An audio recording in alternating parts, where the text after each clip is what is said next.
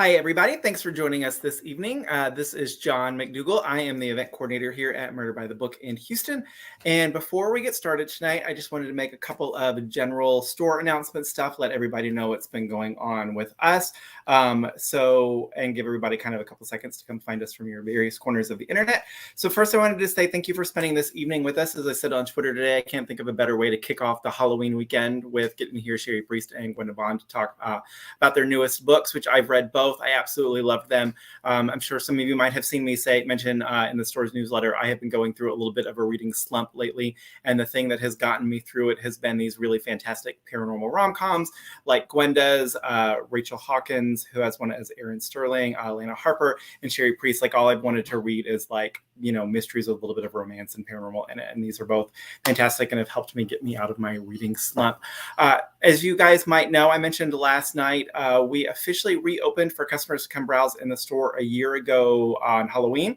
So we're so excited that we've been able to have people come in without needing appointments. So we are open. We hope that you will come visit us. If you're not getting out and about, of course, we're still doing curbside pickup. So you can always just give us a call when you pull into the parking lot, and we're happy to run books out to the car for you. We've got a lot of great stuff coming up. This is our last virtual event for this week. But next week, we are going to be chatting with, next week is November, so I have to pull up the November calendar. Next week on Tuesday, we're going to be chatting with Allison Galen and Laura Littman. We're going to be chatting with Scott Carson, who is Michael Carita, who does also really great horror, spooky stuff. And then completely switching gears, next Saturday, we are hosting a couple of Kensington Cozy authors for a Christmas panel. So I hope that you will check out the event calendar for everything that we've got coming up. For those wondering when we're going to start doing in-store stuff again, we're going to finish out 2021 with virtual author events. We are going to do a small Murder by the Book Recommends event in the store on Small Business Saturday, and we'll have some more details about that soon. And we're hoping that in 2022, we'll actually be able to get some authors back in the store for some signings. We've got a couple of things in the works that we hope to be able to announce soon. So if you're not subscribed to the Murder by the Book email newsletter, make sure you do that. And the last thing I wanted to mention before I bring our authors out, as we've mentioned, the best way to support the store and our authors is to buy their newest books from us. And I will drop a link once we get started into the comments where you can do that. We have signed bookplates to go with our copies of Grave Reservations. But we do know that with these events, one of the great things is people discover us that might not have known about Murder by the Book before. So if you've picked up the books elsewhere and you're still looking for a way to support the store, we have been partnering with the Evelyn Swerzinski Foundation.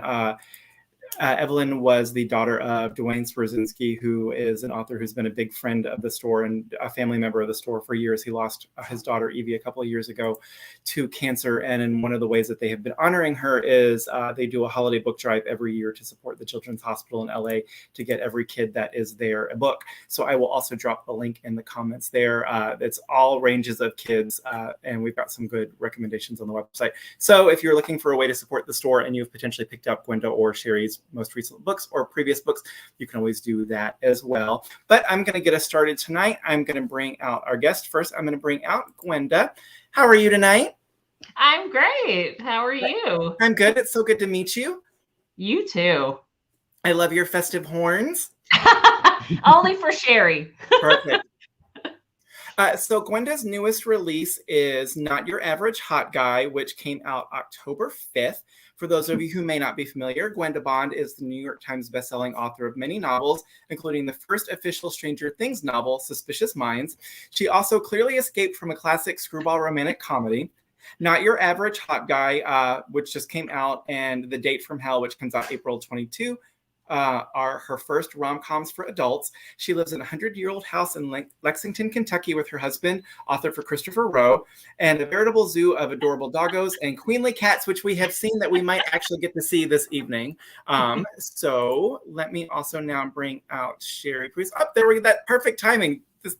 So since we have a cat on the screen, you have to tell us who that was. Stella the queen. She's the only one who has access to this room right now. So mine are swirling around my feet, so I'm sure they will pop up at some point too. And so now we're going to bring out Cherie Priest. How are you tonight, Cherie? I am good. Let's say good. We'll go with good. I also have adorable cats and dogs, but for some reason they're leaving me alone right this moment. That will not hold, I promise you.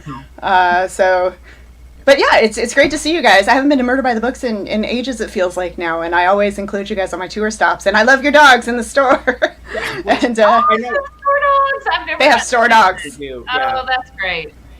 We the former store manager Ann had pugs, and McKenna had a Papillon, and now we have Maisie dogs and Sir Benedict. And so if you guys follow us on Instagram, you will see them.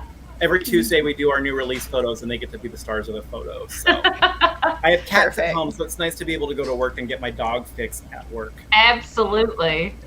And so Cherie's newest book, Grave Reservations, just came out Tuesday, and as I mentioned, we have signed book plates to go with it. So Cherie Priest is the author of 24 books and novellas, including the horror novel The Toll, acclaimed gothic Maplecroft, and the award-winning Clockwork Century series, beginning with Boneshaker. She has been nominated for the Hugo Award and the Nebula Award, and has won the Locus Award for Best Horror Novel. Her books have been translated into 9 languages and 11 countries. She lives in Seattle, Washington with her husband and a menagerie of exceedingly photogenic pets, and Grave Reservations is her latest mystery. So before I turn the chat over to Gwenda and Cherie, if you guys are watching, if you have any questions about the new book, previous books, writing process, any of that stuff, please post those in the comments and we will get to those in a little bit. But for now, I'm going to turn it over to y'all to let you chat, and I will see you in just a little bit.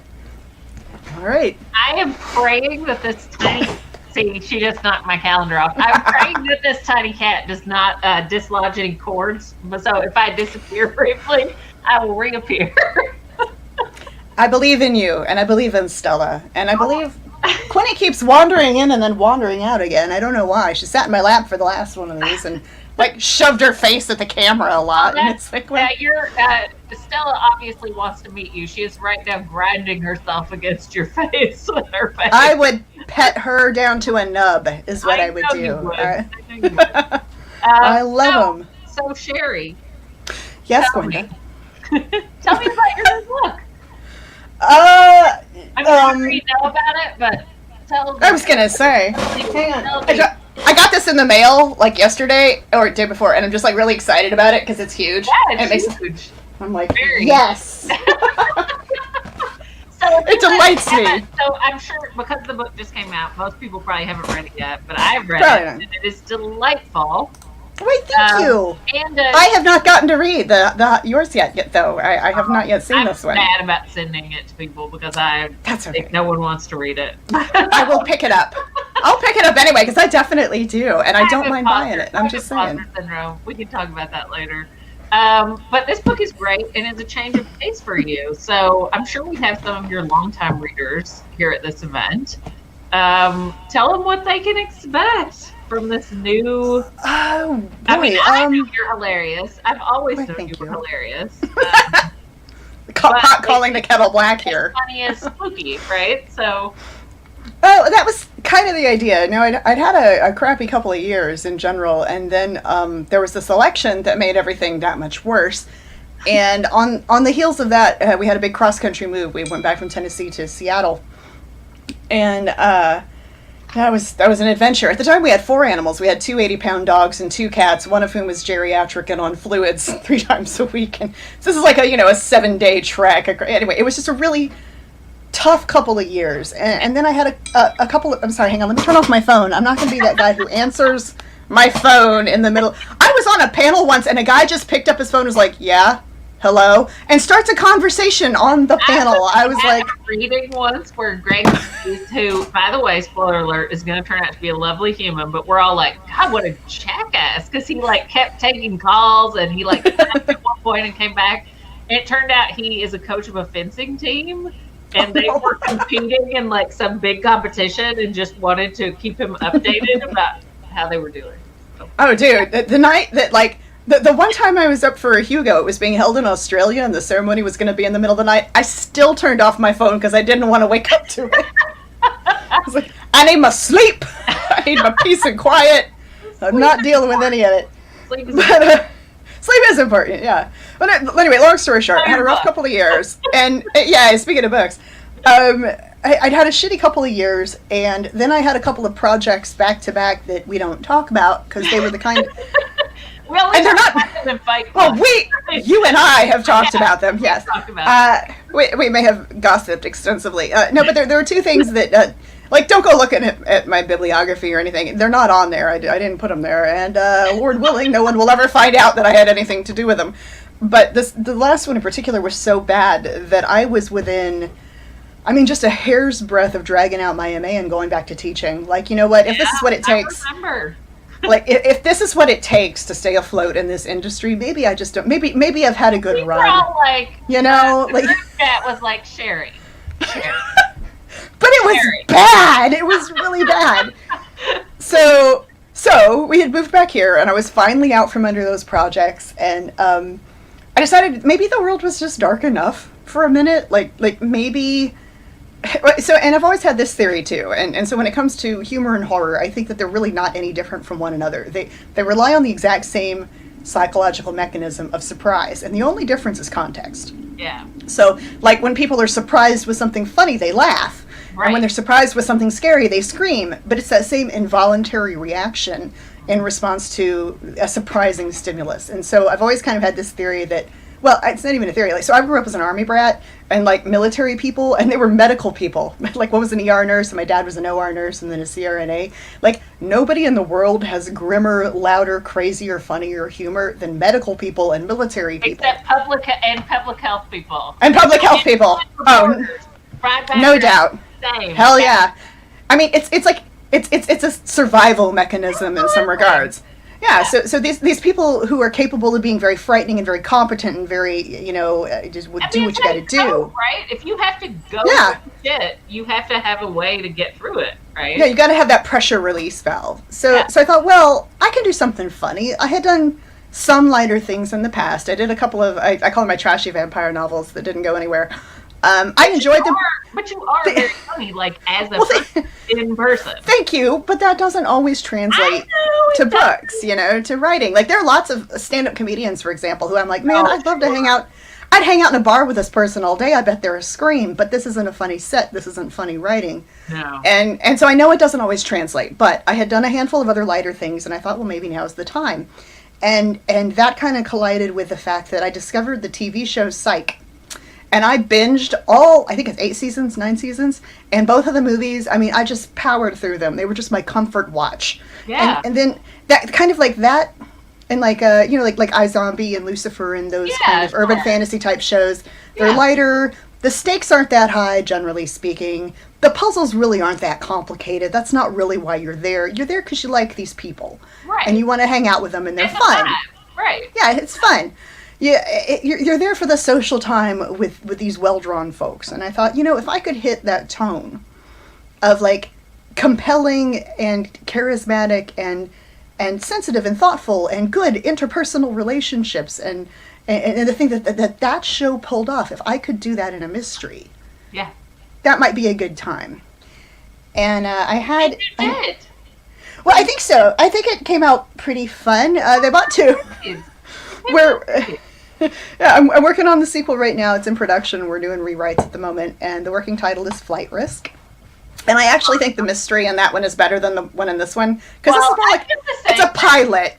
It's a pilot, you know. I always feel that way. Like, so the Date from Hell is already done, thank God. And there are agencies out there in the world, so you won't have to wait very long if you do read Not Your Average Hot Guy. And it's so funny to me because we both wrote these books kind of independent of each other, although we were in contact.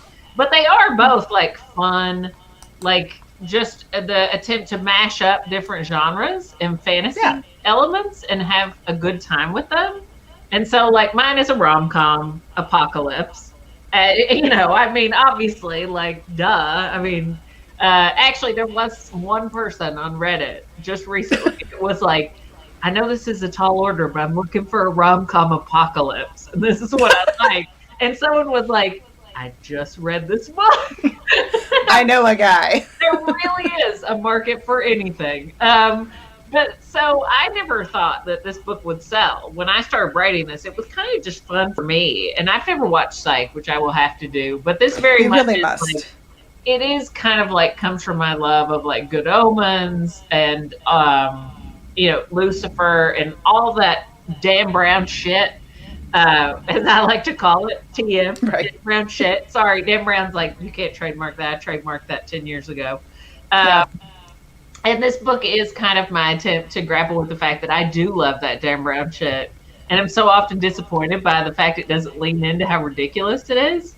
Yeah. So, like, I think, like, for both of us, like, having read your book, like, the genres themselves lend themselves to kind of sending them up a little bit, like, kind of poking a little fun at the ridiculous parts of them that are often taken seriously and which we enjoy when they're taken seriously.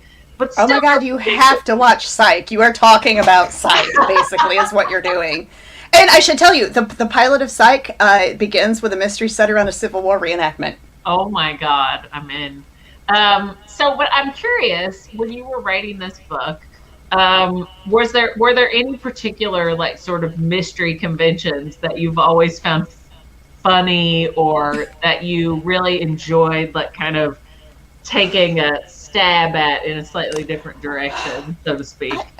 Well, I'm not really sure. I'm staring at the cover like it'll inspire me to answer this well. No, I should have sent you questions in advance. Bad friend. It's okay. You can point me in any direction, and I will natter. I'm like a bottle rocket of nonsense. Your brain is like working right now, and it's gonna spit out something. We just had a lot going on. Okay. You have. No, it's no. So I've always loved mysteries. I grew up on mysteries, and I grew up on old mysteries because my mother was very controlling about what fiction we had in the house. But dead people counted as literature. So I got into. So I got into Agatha Christie, Dash Hammett, Doyle, like, you know, all of Josephine Tay. I went through a big kick with her for a while. And yeah, I kind of like went through. Oh, and then I discovered when I was about 14, Barbara Michaels. Yeah. And Victoria Holt, and so I like the Gothics and but like mysterious Gothics. So like these are my two main trains. But for mysteries, from houses in dress. Yes, with big hair, holding a candle. Exactly. You know, like that. I love that shit. So, this book does not have much to do with that, I freely admit. But kind of one of the things I wanted to play with was just, Now, in the sequel, I don't think anyone's running from a house, but I could work it in somewhere. I'm doing the rewrites, you know. But, no, I liked the idea of how, there's a word for it that I'm blanking on right this second. It's kind of like intersectionality, but among different professions. Like when professions collide, like I bring my expertise, you bring your expertise, and there's a bunch of gray stuff in the middle that neither of us knew that we could teach each other.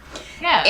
And one of the things that I really didn't want to do out of foreplay, some of us might say. Yeah, or foreplay, if you will. But one of the things I tend not to like about, or foul play. But like one of the things about some of the cozier, lighter, fluffier mysteries, which I realize this belongs to quite clearly. I'm not trying to pretend that it doesn't. I wrote it to be fluffy and fun. I just wanted something that was like, fun. People are like, "This is fun," and I'm like, "Yay! Yay!" And I'll get a few reviews like, "This is just really fluffy and light." Thank you. Like, yes. I mean, I wrote one that was a New England Gothic about Lizzie Borden fighting Cthulhu with an axe. Yeah, it's time for some fun, okay? Let's just be fun. But I don't like it in like kind of the Hallmark sense when, and it's usually, but not always, the female lead, whoever she is just a little bit ditzy and just needs all this help from the big strong, whoever he is. And one of the things that I talked about with the editor, what is he, a firefighter? Is he a, woodsman? Is he a, whatever. Woodsman. A woodsman with his, well, the axe came to mind. I know anything. Right, we're just like, but she's always a little dumb, or she's often a little, just kind of flaky. Let's elaborate on the woodswoman. The woodswoman. Well, it's like the lumberjanes, but a different direction. Exactly. I mean, different direction. Yeah. But I figured one of the things I talked to the editor about was I don't want Lita to ever be, the problem that he trips over that slows him down. I ended up having to write that into one of those projects that I don't talk about, where at the end they wanted something thrown in where like, well, we need an obstacle for him, throw her in his way, and literally the character trips and falls. Oh, God. And it's that bad. And, well, it's work for hire, what are you going to do?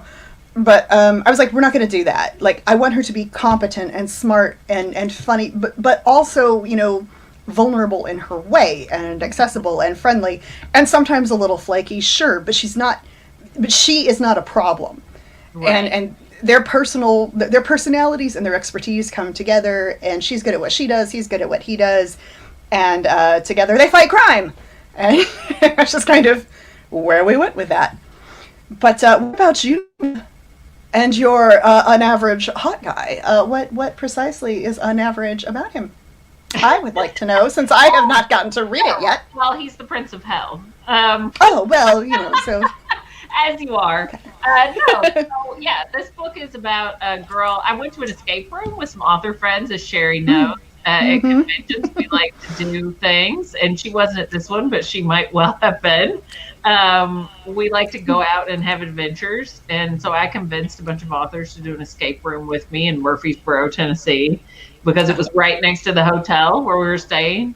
And I basically left with this entire book idea, which I kept to myself and wrote for a while before I shared with my agent, who was like lukewarm about it, because it turns out she hates this kind of book, although she liked this one. She liked this one after I wrote it.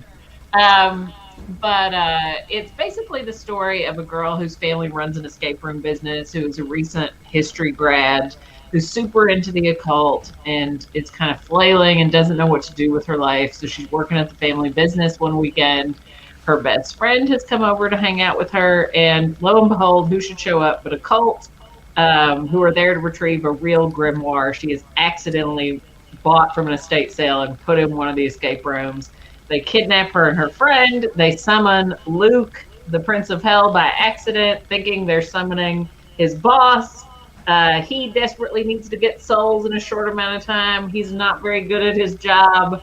And basically, long story short, they have to team up to prevent the apocalypse. So they fight crime.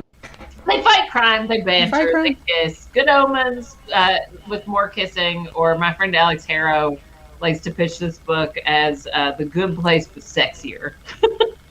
So and it's unusual for a rom-com in that there is it's not a part one, part two, but it is a duology. So this is the Happy for Now, and the next book is the Happy Ever After, because we felt like there was more story to tell, and it's sort of fun to get to do what happens after the weekend meet cute when you think you've fallen in love, right? Like, do you end up together, and how, if you are literally from two different worlds?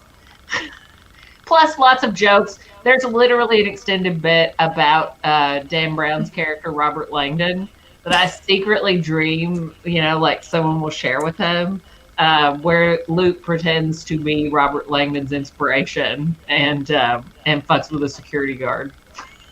Hey, I opened with a joke that I picked up off of a flight attendant in Detroit. Because Gwenda and I often do an event in Michigan called Confusion. Before the pandemic. It was the last one we did. I still have the pictures on my phone, and I think of it fondly. So much fun. But so much fun. But I was still living in Chattanooga at the time, and you can fly direct from Chattanooga to Detroit, but often can't because there's not a lot of call for that flight, so it often gets canceled. And everything goes through Atlanta. So the flight attendant, because I only find this out when I get there, so I'm actually at the counter like a boomer. I'm at the counter. You said that ticket agent, and she doesn't even. She's like, okay, all right, we're sending you through Hartsfield, and now your flight connects here and here. And I'm like, oh man, I got to go to Atlanta. She doesn't even look up. Okay, she just keeps typing, and she goes, sweetheart, you can die and go to hell in the South, but you're going to stop in Atlanta first. It just keeps on going. And I'm like, it's kind of true, though. I'm like, I'm stealing that.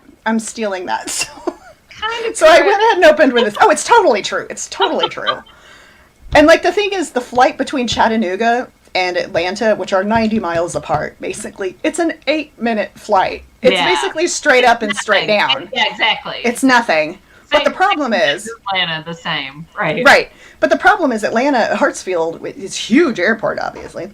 They offload all of their flight scheduling issues on the little regional airports. Right. So I always had to leave at least 2 hours clearance because most of the time we sat on the tarmac for 45 minutes before we go anywhere because Atlanta hadn't cleared a gate for us. Right. So it's like it's not a surprise to get bounced through Atlanta. It's just a huge inconvenience, basically. Yeah. So, but I got a good joke out of it this one time. Let's see. What else? I've already interviewed Cherie once for this book, so I'm trying not I was to going to say, no, it's okay. Oh, that would be easy. You are delightful as an interviewer, ma'am, and I am wildly unprepared for any conversation at this point, given the day that literally before we logged on here, I was ushering a roofing guy out the front door because I had to log on to the Zoom. It's been a week over here. And so I have my drink in my little spooky flamingos. No one should have household emergencies on the same week that their book comes out. It's really just... Oh, all the emergencies. And then the week before the book came out, my husband ended up in the hospital for a few days. And then the day he got out, my grandmother died in Florida of COVID. And I just and then our neighbor's tree drops half of its bulk onto our house and yard and garage. That is 3, so you should be good for a while, right? Mercury's out of retrograde. Shut up! Don't tempt fate at this point. Good God. I'm going to get hit by a bus or something at this point. I mean, when my husband went into the hospital, I was texting him frantically because we had only just finalized our wills by sheer coincidence a couple of weeks before. I'm like, you're going to make me look like a murder suspect in a cozy mystery if you die 2 weeks after we've said our wills. It's just been... so it's been a month over here, and then this week it just keeps ramping up, and I'm like, what now? What now? Surprise me. You finished a draft of this book, right before. That's true. But now we're in, that was a month or 2 ago, because I've got my rewrite notes and everything, and now the rewrite is due in the next month. Yeah, I guess I'm in denial about time passing this year. What is time? They haven't met their deadline yet. If my editor's watching, you are the best. Gave me a couple extra weeks today. I forgot how hard it is to do all this book launch of business and write. Oh my God. Yeah, because I'm trying to do the rewrites on that, and I really desperately want to start a proper lady in a flimsy nightie running away from a house with big hair and a candle. I know you do. That I've been working on. I took a writer field trip for it. Yeah. But I can't start on. I'm not one of those people with the brain space to do 2 or 3 really different projects at once. No, me either. I tend to try and do them. And you got to compartmentalize that shit. Collaboration, and then it's okay. Yeah, that's different. That's different because you have the energy of the other people to kind of keep you going. Yeah, and to kind of bumpers on a bowling alley, they kind of bounce you back into your lane, Absolutely, that's a great metaphor. Well, that's why they pay me the big bucks when they do. Except obviously, medium bucks. The medium bucks. Or like George likes to put it, dozens and dozens of dollars. Yeah. That's right. Oh, yeah. So we are also both in the wild cards. That's true. Which I never thought about until just now. I mean, you've done a ton of work with them. I've written not a ton. I did the interstitial for Fort Freak, but that was back in 2010, and I've only done a handful of small things since. I haven't done anything that big since. But I've heard a couple stories. I'm hearing a weird clicky noise. Is that you on your end, or is it me on my end? I don't know. It must be on my end if you don't hear it. But I'll be damned if I can figure out what it is. I'm going to ignore it. That's what I'm going to do. I'm going to assume it's something terrible that I'm going to learn about as soon as I log off. Ghost. Well, we do have ghosts here, but they're not that kind. No, we actually do. We have at least 2. And we think one of them might be our cat, which I realize sounds a little bit insane, but there you go. So we should... Oh, go ahead. So I should ask you, because the main character is a medium in this book. Mm-hmm. Well, no, she's not a medium. No, she does psychometry. She doesn't talk to the dead. I take it back. She could be if she wanted to. Maybe. She's not sure. Okay. But she does meet a medium in the process of this. Oh, hello, sir. Oh, no, he came and he left. I think he was probably troubleshooting our sound. Yeah, it sounds like the alien queen clicking in my ear. But it's not that loud, so I think it must just be my headphones or something. That's just my psychic scream. That's just my psychic. Okay. But you do have lots of great ghost stories, personal ghost stories. And it's pre-Halloween. I'm assuming anyone who's here shit. Tell one of your good ghost stories. Like the ones I got going on now are really kind of benign and honestly sweet. Like not not long after we moved into this house. So we've only lived in this house a couple years. It's 122 years old, and but it was taken to the studs like right before we bought it a couple years ago. So it's basically a new build on an old house, and the basement is now like the master suite. Long story. It's a little old shotgun that they did the basement out, whatever. And I realized within a few months of living here that something was climbing on the bed at night, just down at my feet. Speaking of a little, here's Quinny, but like. And it felt like a small animal climbing onto the foot of the bed and stomping over and then coming up to lie down. And that's exactly what our late cat used to do. We had this cat for, 20 years, and she was several years old when we adopted her. I mean, the thing was old enough to drink. She was a little revenant of a creature by the time we lost her. But she died right before we moved here. And we had her cremated. She's in a little tiny urn about this big on a shelf in the living room. Me and Bill have talked about it a lot. Like, oh, yeah, no, he's got the row. Oh, of the pets and the row of pets. Yeah, yeah. It's fine. Or I think boxes, wooden boxes was But hers is so tiny. It's like it's just so cute. But we kind of, and I told my husband about it, and he has long joked about being an EMP for anything paranormal. Like nothing happens in his presence. He's that guy. Is it? He's that guy. Or he doesn't notice it. Pick one. I don't know. But I got just tipsy enough one night to tell him about it, and he kind of blows it off, because he was traveling for work a lot. Because at first I kind of thought maybe it was him shifting under the covers or something, and just whatever. Ooh, the noise just stopped. I'm married to a ghost. No. So when he was out of town, when it kept happening, I knew it wasn't him. And this other cat, you gotta understand, she's nearly 20 pounds. There's no mistaking something small for this thing. Yeah. And so I said something to him. He kind of blew it off, and then one night it started happening to him. And he kind of lost his shit about it in a really hilarious and delightful way. But because he's not used to that at all. I was very thrown by it. And I just kind of wrote it off like, that's kind of sweet. If she wants to hang around, cool. And then one night it happened, and Quinny, who's the giant alive cat who's under my desk right now, decided that she was sleeping beside me right here. So whatever, hops onto the foot of the bed, and starts coming up beside me here. And Quinny's asleep. And I have the light on. I'm on my phone. I'm doom scrolling or whatever, And all of a sudden, Quinny wakes up. She's startled awake and looks at it and goes, oh, it's just you. And curls back up and goes back to sleep. And I'm like, okay, so you recognize whatever this is, and I'm not going to worry about it. So I have a friend who won't have cats because she says they can see ghosts, and she doesn't want to deal with it.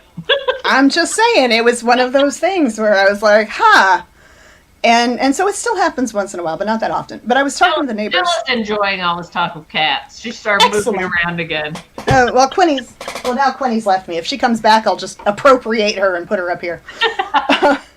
But I was asking the neighbors. So we moved in this little neighborhood that is a little working class neighborhood that a lot of people in Seattle seem to think is really shitty just because it's like working class. It's a little old working class neighborhood. The sidewalks are a little iffy, so are the street lights. It was an old red line district years ago, frankly. And it did not receive the services and care that it might have otherwise. But our neighborhood. Yeah, but a lot of our neighbors have been here forever and ever, and are multi-generational even, and a lot of the people who are our age and younger inherited these homes. So I was talking to the neighbors across the street. Oh my God, we had just moved in. It was the day we moved in. I signed for a package in a rush. I wasn't paying attention. I don't know. Like sometimes people send you housewarming gifts. I'm like, sure, thanks. And then I realized it was addressed to someone. It was addressed to Grandma May. MEI, and I was like, "Oh shit, this is not for me." I forgot about that. Did you stab your kitty with your horns? No. What have you done? Oh, she fell off. Oh. She was about to unplug the monitor, so I was like, "I'll just bring you back here," which is usually she's fine. She's fine. Oh, okay, all right, if she's fine. Stella. I'm sorry. She's like, what? It's half the fun. I'm a kitty. What do you want? So I realized that the address on this package is for the people across the street. You do. This is why I say I escaped from screwball comedy.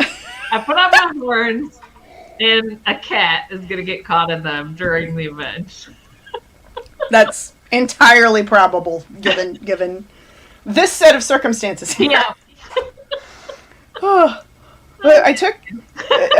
Sorry, now my train of thought is. Oh, right. So Grandma May. Sorry. You're fine. Look, it's a kitty on some horns. It's hysterical. It's hysterical. The show. I mean, this is what we do. This is exactly what it's like in real life, too, people. Exactly. Only you can have like 3 or 4 other people all doing the same thing because we don't see each other very often, and we're all just trying to say everything right now. Oh, yeah. So I take the package across the street to these nice people. They open the door. I'm like, "Hi, I'm really sorry. I accidentally signed for your package. I don't have a Grandma May." And she laughs and she's like, "Oh, sweetheart, thank you so much. Neither do we. She died last night." And I'm like, "Oh my God, I'm so sorry." And they're like, no, she'd been in a home. She had Alzheimer's. Like, we this is not unexpected. And this was actually, it was a funeral wreath that someone had sent, right? But they were super cool. It's this was Grandma's house that they had been living in, and now we're renting to someone else, and so forth and so on. And so they knew our next door neighbors because they used to babysit them back in the day. And these women are my age, so they're in their mid-40s, and so this is one of those neighborhoods where everybody's known everybody forever. And so she was telling me about this house. So this house was functionally condemned, quite frankly, and had been since the late 80s. It had just fallen further and further and further into disrepair until this group bought it at auction, basically, and flipped it, and then we bought it. But she was like, yeah, up until the 80s, for a really long time, this older Italian couple lived here. And she's like, I can't remember their names. We mostly just called them ma'am and sir, and they didn't speak a lot of English. And she's like, that's not weird in this neighborhood. There's a large Asian population in this neighborhood. She's like, it's not weird for someone in this neighborhood to not speak English, but people who just spoke Italian was a little weird around here. And she's like, until the day they moved, she called me Margherita. She's like, my name is, she's like, my name is Janice. She's like, we lived across the street for 20 years and she never got it, But, so she's like, there were these 2 little old Italians and they had a little dog, which is kind of like, for a while, I'm like, well, shoot, maybe the little dog stayed. I don't know. And the old lady had a bunch of roses out front, and they'd fallen into disrepair and basically just tangles of death by the 90s and 2000s. And when the people flipped the house, they just scraped everything and put down plain sod. There was nothing, absolutely nothing. And so one day I was just kind of hanging out in the house, and I didn't feel like I was alone particularly. And I was like, hey, I also like roses. I'm going to put some roses back out front, okay? I'm going to find some good ones that'll grow here real good. Because the front yard doesn't get a great deal of light. Mm-hmm. So if this woman had an amazing rose garden, she was really good. Yeah. And I was like, I've got something to live up to here. You're going to have to give me a couple of years to figure it out. Yeah, but I'm gonna put your roses back. I'll never forget the neighbors who took out the roses of the 100-year-old lady who lived in the house before them, and the whole I hope she haunted them to death. I hope she spooked the shit out of them. Like, not okay. Not okay. Oh, but my favorite short ghost story that actually has a punchline, and they usually don't. I always joke that, I don't even joke. I always say, in all sincerity, a true ghost story typically ends with, I don't know, and that's a thing that happened. But the only one I know of that actually had a punchline. So when we were in Chattanooga, when you write ghost stories, everybody wants to tell you their ghost story. Sure. So there was this bar downtown near the river called The Attic, and it's long gone. But it was a set of warehouse buildings that were initially actually built by Ulysses S. Grant. No, Sherman, because he was staging the March on Atlanta from Chattanooga. So they built all of this warehousing and industrial stuff downtown by the river. Picture me here putting in the what we do in the chat. Fucking guy. Fuck that fucking guy. Yeah. No, actually, I've read a really cool book. I read a biography on him that my husband got me, and I found him just fascinating. He was a little odd, and I think today we might have even said he was a little on the spectrum, but he was not stupid, and he really knew what he was doing. And anyway, so that's where he staged. So these are really old buildings, and there's the attic, and a bartender there, who I didn't know very well, but we had friends in common, wanted to know if I knew of anything that had happened in that building. Because at night they were having trouble keeping closing staff. So there's only one real bathroom up there. It was upstairs in a building, so it was in the attic, I mean, the obvious reason you're having trouble. The obvious reason. No, you're in an attic. Exactly. You're in an attic. But there was one big bathroom, and they kept having this problem where the bathroom door would be locked, and they would hear someone inside, like, moaning and groaning, like they're having a hard time. But then when they'd eventually come in, like, do you need help, and break open the door, there's nobody there, that kind of thing. And there would be, bottles of whiskey, they started keeping on the bottom shelves because whiskey specifically kept poofed and shattering. And so they started, and my back door just opened. I see that. It's Lucy. That was good time. Hi, Lucy. Oh, my gosh, she's soaked. So apparently my husband, Lucy, come here. Apparently my husband just got back from walking the dogs. Lucy. She's like, no, I'm a black, oh my God, she's wet. That's my good girl, though. Hang on, let me plug this back in. Sorry, my camera is like down here on the hinge, so it's always a little awkward. You are soaked, madam. You must have finished your walk. So anyway, I was like, no, I don't know anything about that space. I mean, I know the buildings were, put up by Sherman before the war. They're old, but I don't know what happened there. So never heard anything about it again. The place closed. She moved on. Whatever. Handful of years later, there's the cat again. Now everybody's back, apparently. I mean, if there wasn't a door, we live in an old doctor's office, as you know, and so there's many doors in and out of every room. So everyone else is shut everybody's just kind of coming and going. It's fine. If I shut the door, they'll beat on it and drive everybody crazy. They are dipping in there. Like I heard dipping. Oh, well. We'll finish the story. Okay, sorry. No, right. So it's quick, don't worry. So I'm in this... No, I'm in an antique mall in Eastridge, Tennessee, which is a suburb of Chattanooga. And they had this rack, like a magazine rack, that was filled with these old pictures. Historic photos, reprints that you could buy to frame and put in your house or do whatever you want. Right. And I'm just kind of flipping through. I'm like, this is interesting. Oh, yeah, that's that spot on Lookout Mountain. Oh, yeah, that's that spot down at Ross's Landing. That's pretty cool. And then there's just one. It's just this little squat building.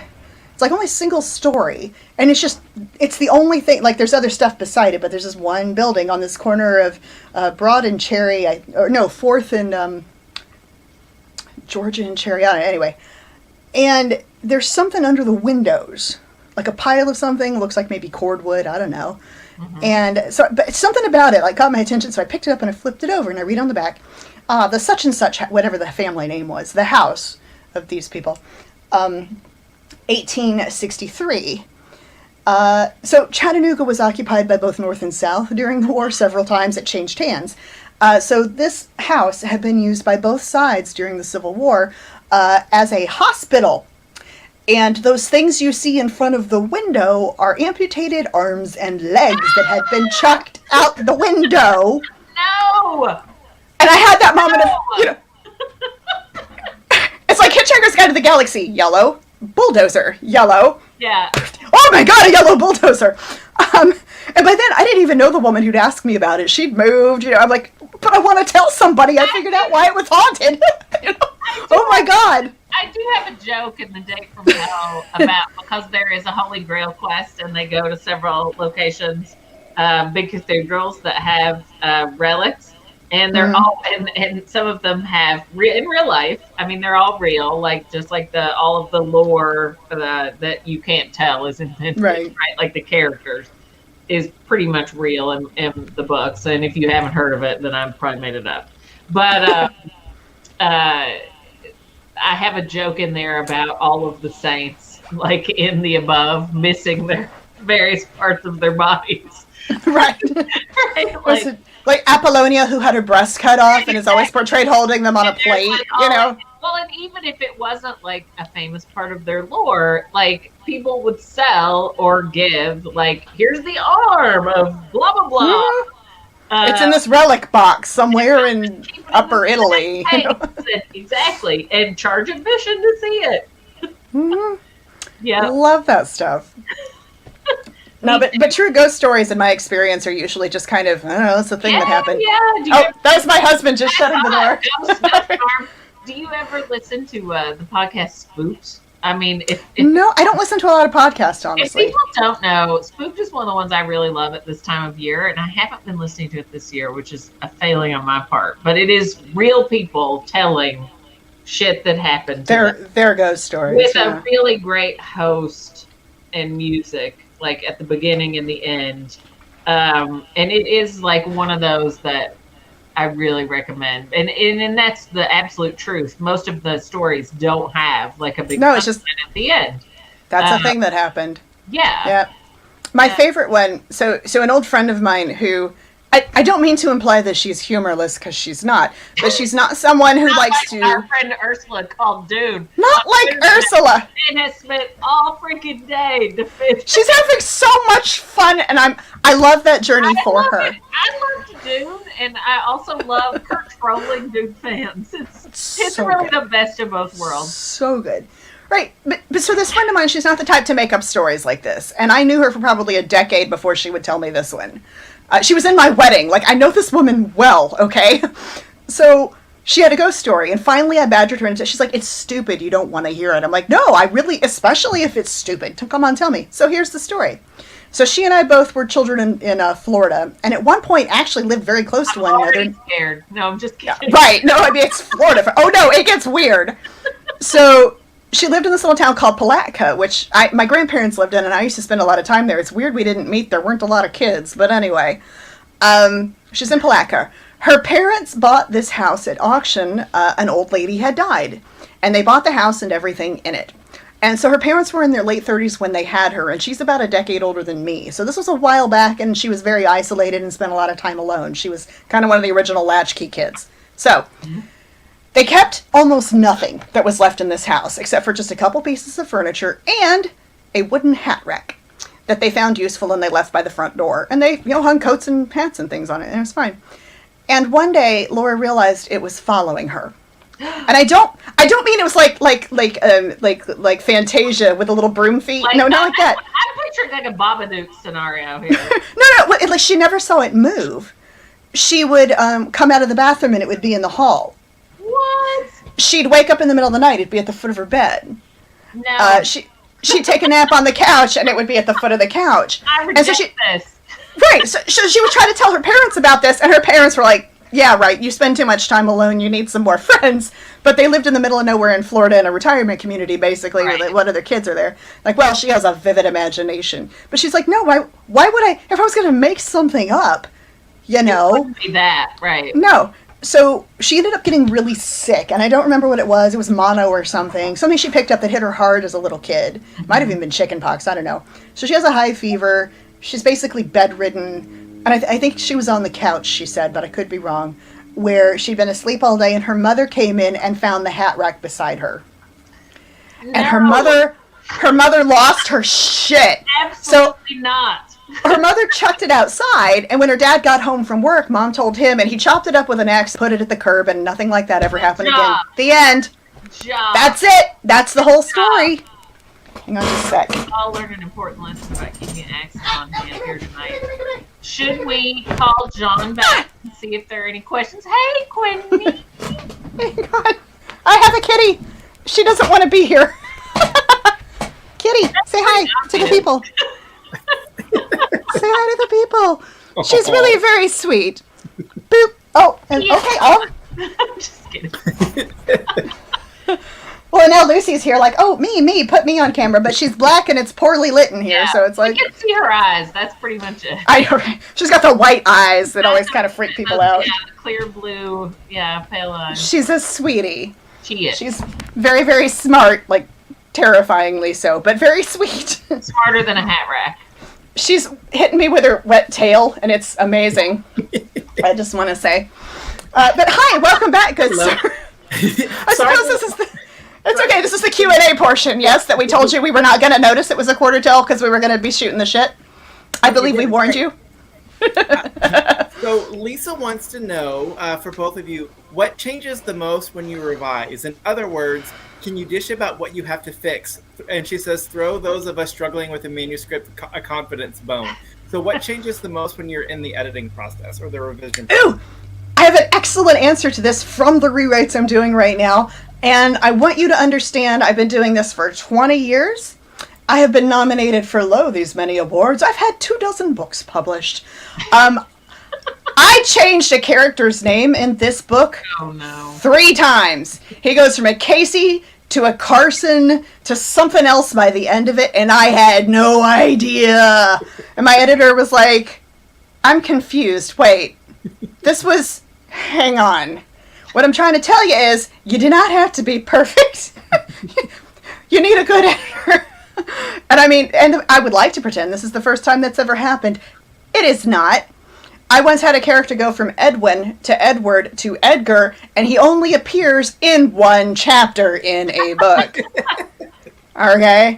Like, I don't mean like don't sweat the details. Details are important, yes, but don't get tunnel vision about the small things is what I'm saying. Yeah, it's true. I mean, I am pretty good about that kind of thing, but I have definitely had timeline issues in the past, which is somewhat fixed by books. My most recent books take place over a short amount of time, so you have to track it as you're writing. Yeah. But like, I will never forget discovering that like Lois Lane, there was an extra school day. Oh, dude. I did that in Boneshaker. We figured out in copy edits I was missing a day from one of their narratives. Also, we had to fix because my editor's like, baseball season doesn't happen at this time of year, so I have a fix, right? Because it's like, I love the meet cute, but maybe we could start this book 6 months after the last one. And I'm like, let's do that. I didn't know. That's easier. Oh yeah, no, for us, what we did to fix it was I wrote a really short chapter. It was like 3 pages that amounted to, and then Zeke slept a really long time. Oh. But a lot of it for me is like strengthening emotional arcs and just making sure that I have like all of the beats in there when someone reads it. Because I think when you write, you always think you're being very revealing and showing too much. And like, it's always nice to have someone check your work and see if you actually connected all the dots. Oh yeah. I'm bad at that myself. And, but yeah, and also like kind of underscoring themes and things like often I will realize like 2/3 of the way through, oh, the theme of this is this. Like I figured out that the theme of the sequel, it is a sequel. We'll call it, the working title is Flight Risk. But I figured out at some point that the theme of this book was getting what you deserve. And, an old professor of mine used to say that if everybody got what they deserved, there would be no one left to see the flash of light and the poof of smoke. And I don't think he was wrong. Delightful. Oh no, he was fantastic. I loved that guy. He passed away a few years ago, and I went to his funeral. What? But no, he might be following me around, fussing at me, but no, I mean, like, it's one of those things where, and like, I figured out when I was writing, I remember Dreadnought, it like hit me like a hammer. The theme of this is asking forgiveness instead of permission. I never know. I just know, like, kind of what questions I'm exploring. Yeah, but like, when I figure it out late, then on the rewrites, I can go back and find other ways to kind of squeak that in and shore that up, and Same.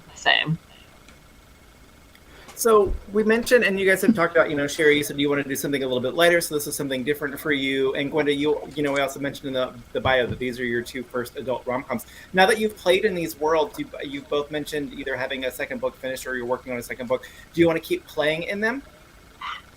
Yeah. I do. Go. You go first. Go book. Oh, no, I just meant like, yes, that's a thing I'd like to do as well. Well, I'm working on my 3rd book right now, which I mentioned kind of in passing. It's called Mr. and Mrs. Witch. It's another fantasy rom-com, and it is basically Mr. and Mrs. Smith, but with a witch and a witch hunter who discover the truth about each other on their wedding day. And hijinks ensue. There is a familiar capybara. So okay, sure, why not? I can say it's gonna be pretty fun. It's gonna be lit. It's gonna be lit. I'm actually having a lot of fun with this one, and I just wanted to do some I wanted to do all the old cool stuff that I love with witch books, but also do a couple cool little world building things that hopefully will be delightful for people. Yeah, I kind of halfway pitched. Like, if we're lucky enough that this goes to series, basically.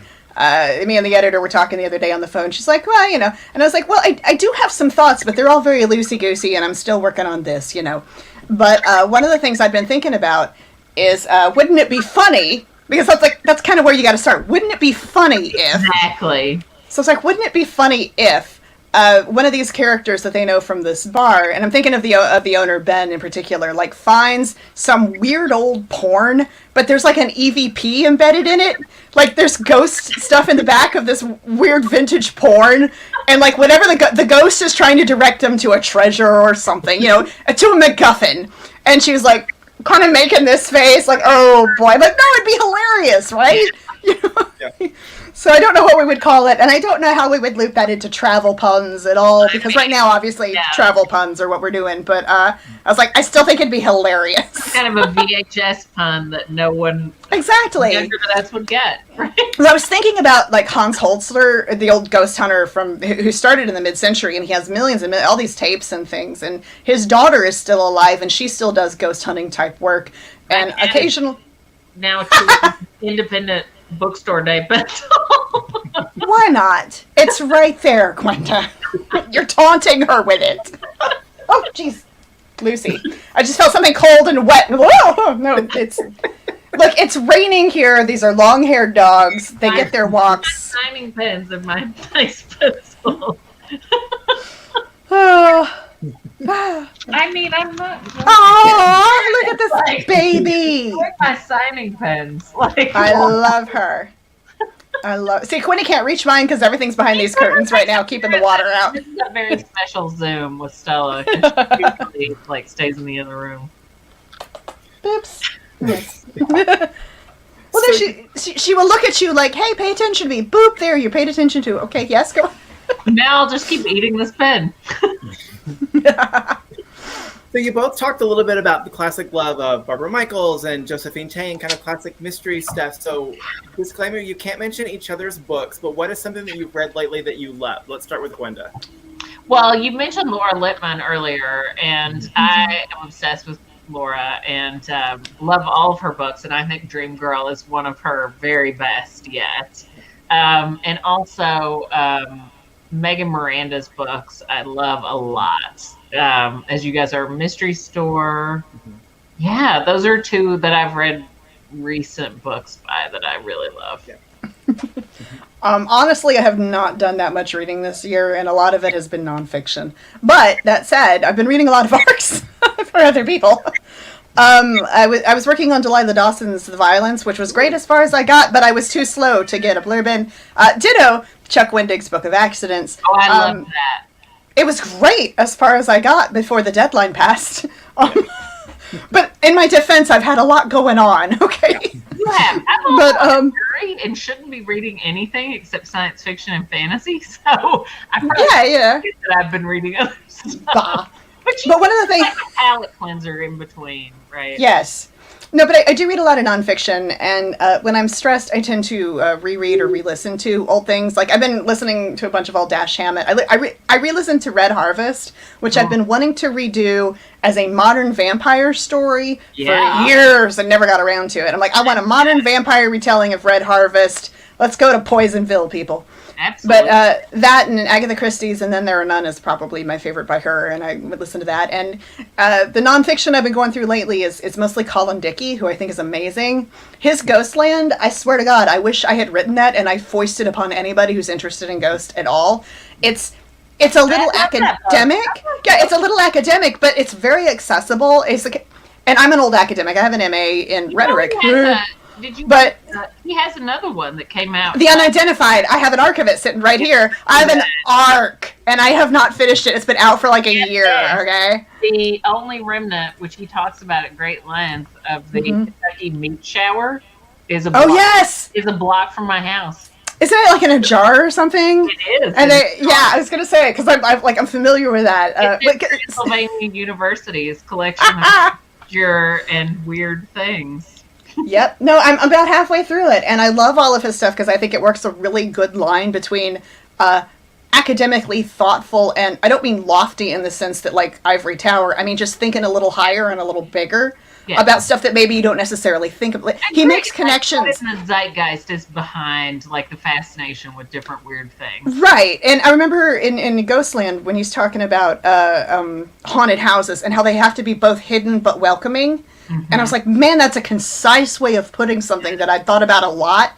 Yeah. But I really, really like his stuff for that reason. And the funny thing is my brother gave me a signed copy of Ghostland for Christmas a few years ago, not knowing that I had already read the ebook and that I'd found him on Twitter and stalked him until he followed me. There is another Lexington connection there, because Jack Womack is also quoted in that book. And he right on. from Lexington and lives in New York and has worked for a bunch of publishers and written a bunch of really underappreciated science fiction novels.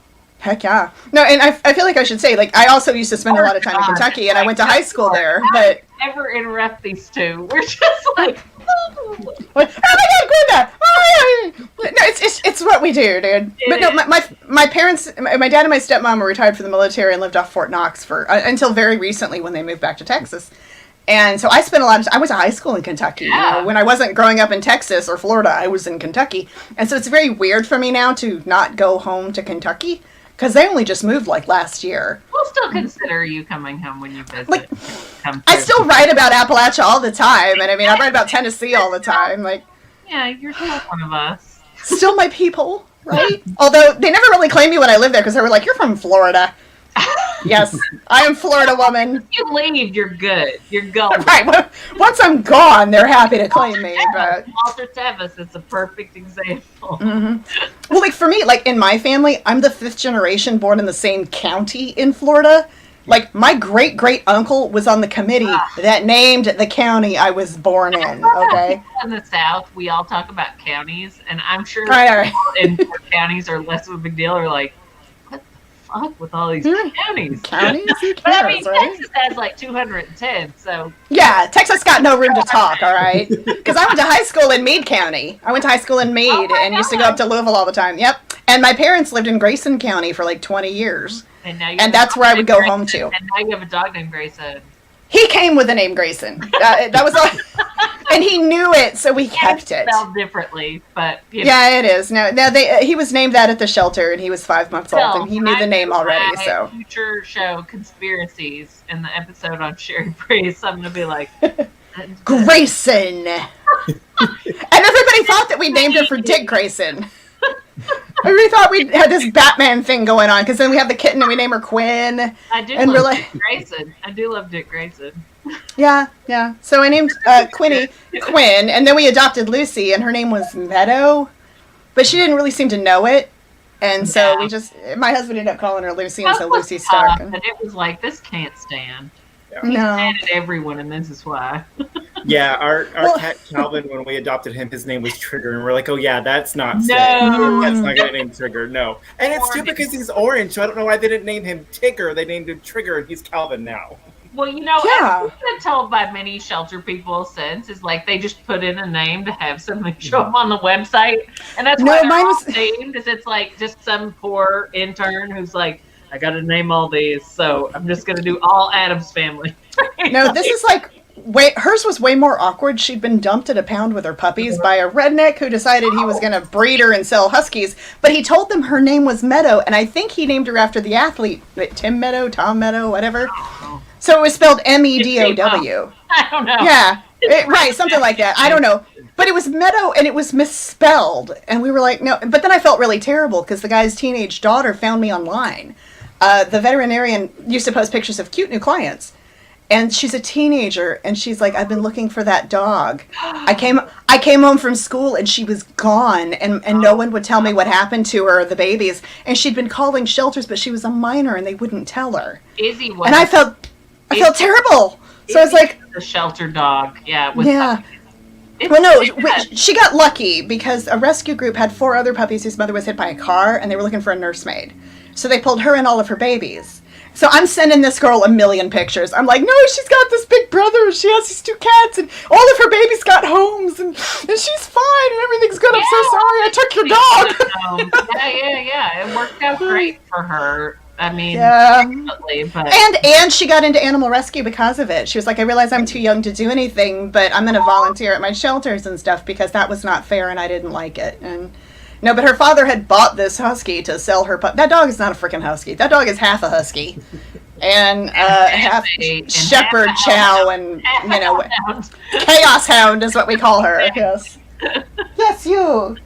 She's a very sweet girl and she's very smart. But as our UPS guy used to say, yeah, some burglar ever gets into your house, if they get past the barky one, which is Grayson, they're going to never see her coming. And their last words are going to be, clever girl.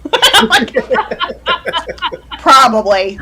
This is the one you got to look out for. She's nothing but sweetness and light until she thinks something is wrong. And then you're like, this is my smart girl. And Grayson will bark his head off at shit, and I'll just look at her and she'll be like, it's nothing. Okay. I don't worry about it anymore.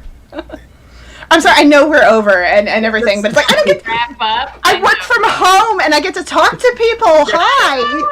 It's a pandemic. Yeah. It's so good to see you too. And you, good sir, even though there aren't any little dogs running around your feet this time. So. Yeah, I have. Oh, show us the babies. Hi, so cute. Hi, Calvin. Oh, he's very handsome. Yeah. Very handsome. It's almost dinner time for him, so he's like 3 seconds away from starting to nibble on me so he can have dinner. That reminds me, I bet my husband didn't feed Quinn. That happened to me earlier on a plotting call with my coworkers. Look, these things happen. So to recap for anybody who tuned in late, we have been chatting with Cherie Priest, whose new book, Grave Reservations, just came out on Tuesday. And we've been chatting with Gwenda Bond, whose book, Not Your Average Hot Guy, came out at the beginning of October. And the second one in the series, which is The Date from Hell, is going to come out in April. We've got copies of both in store. I highly recommend them. It is the perfect weekend to read them. It's Halloween. You definitely want both of these, and you want to buy them so that way we get more from the authors. I've dropped links to them where you can do that. If you missed any part of the chat, once we're done, Facebook and YouTube will archive them so you can rewatch. And while you're there, I hope that you will check out the other events. I just counted them up, and we did 130 virtual events last year, and by the end of this year, we will have done over 200 of them. So there is a wealth of virtual events out there. We're very excited to do them, but we're also very tired. I know. Yeah, I was just Understood. exhausted. We get it. But Dude. it's been fun because we get to do pairings like this where we might not. This is my calendar for the last month. I've been doing 2 of these a day, and I'm about to slit my own wrists. Yeah, it's still a lot. Yeah, it's a blast, and I love it. But whoo, boy, And I'm gonna need a glass of wine. We get to do stuff with Cherie, who obviously we would want to do something with because it's the mystery, but then we get to do stuff with Gwenda, who the book is more rom-com, less mystery, so we might not necessarily have gotten to do something. Yeah. So it's been great. It's been really fun. As I mentioned, the paranormal rom-coms that I've read lately, it's been fun to have mystery readers come into the store and be able to sell them something a little bit different and have them That's to cool. the bookseller and be like, oh yeah, if you like this, I'll probably like it too. So it's one of the upsides of the And pandemic. also, you guys have hand sold Lois Lane which is a mystery series for years, which I really appreciate. Yeah. So No, we all talk up Murder by the Book. We're all everybody I know when they're doing tours, well, where should I hit in the Southeast? Well, let me tell you who's got shop dogs. Okay. Yep. So thank you both so much for joining us tonight. you. Congratulations. Thank you for having us. Oh, of course, anytime. You guys take care, and we'll see you soon. Great. Thank you so much, everyone, and both of you.